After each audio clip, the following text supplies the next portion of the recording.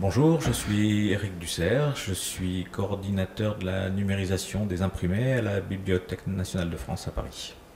On m'a demandé de parler de ce que représentait quel était le mobile en fait de la numérisation et à quoi elle servait. Et j'ai tout de suite pensé à un exemple qui va paraître un peu saugrenu. À la Bibliothèque nationale de France, on a numérisé il n'y a pas très longtemps un fond d'images qui était en fait un fond de papier peint, d'échantillons de papier peint du XVIIIe siècle, ce qui fait en particulier leur préciosité, leur rareté.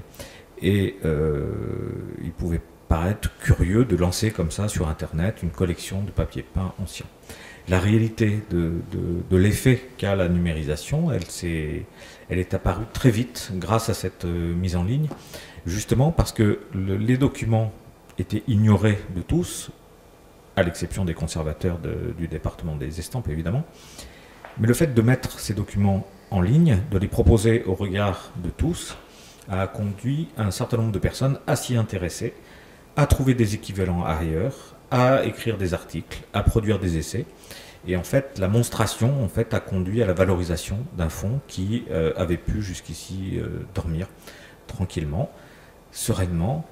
Il était bien conservé. Néanmoins, tout d'un coup, un sujet est apparu et un nouveau sujet. On sait comment fonctionne le monde des idées, le monde de la culture.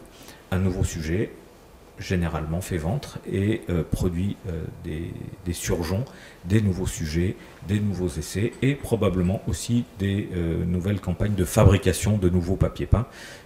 Je suis prêt à parier que ça aura eu cet effet-là. Très intéressant. Vous voulez parler des... oui, alors ensuite, de la manière dont vous percevez... Ah oui. Oui, dont vous percevez cette... voilà, ce dispositif que propose Obslete et qui peut peut-être pas, certainement pas initier parce que le réseau est déjà présent, mais peut-être le structurer, l'accompagner. Sur les pratiques littéraires dans un territoire transfrontalier. Je pense que j'ai une idée là-dessus. La numérisation à la Bibliothèque nationale de France a commencé en 1992. Et naturellement, on a commencé à travailler les fonds d'auteurs classiques français. Et puis petit à petit, on a étendu nos recherches et nos numérisations au second couteau, au petit maître, à leurs exégètes, aux gloses, aux revues attenantes, ce qu'on peut appeler le tissu conjonctif intellectuel d'une époque. Et petit à petit, on s'est aperçu qu'on avançait sur des territoires qu'on ignorait généralement ou que la recherche n'avait pas encore abordé. En particulier l'histoire coloniale, qui reste encore pour beaucoup à rédiger, et ou bien on voit en ce moment, par exemple, l'histoire de la création des femmes. On s'aperçoit que ce sujet qui a été très très longtemps mis sous le boisseau explose.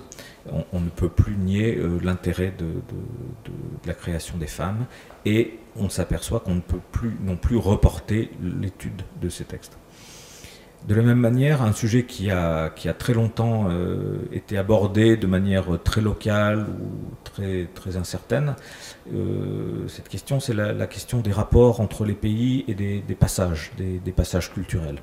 Alors naturellement, on connaît certains passages, ça s'appelle les guerres, et effectivement, ça a été l'histoire événementielle qui s'en est chargée et qui l'a plutôt bien traité.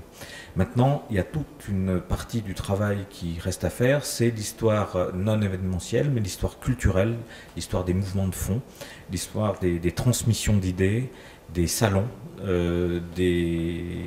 voilà, les voyages des frères Grimm qui, de capitale européenne en capitale européenne, transportent des idées, rencontrent des gens, etc. Et dans ce cadre-là, Obslete me paraît un outil particulièrement intéressant de recherche, d'analyse et de